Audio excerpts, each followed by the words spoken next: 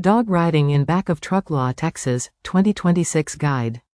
In Texas, there's no statewide law prohibiting dogs from riding in the back of a truck, but major cities like Dallas, Fort Worth, and Houston have local ordinances requiring dogs to be secured, leashed or in a crate, carrier, to prevent them from jumping or falling out, treating unrestrained transport as an offense, often a Class C misdemeanor.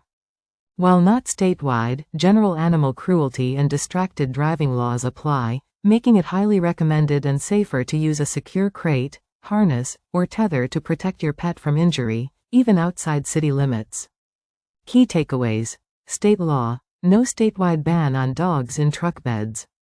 City ordinances. Dallas, Fort Worth, and Houston have rules requiring restraint, leash, tether, or crate. Safety is key. The American Veterinary Medical Association, AVMA, and Texas Police Association recommend securing dogs in crates or with harnesses for their safety. Potential penalties. Violations in cities with ordinances can result in fines. Best practices for transporting your dog. Use a crate, carrier. A secure, vented crate is the safest option, preventing escape and protecting from wind, debris.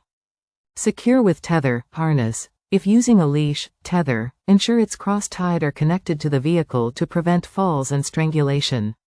Consider the cab.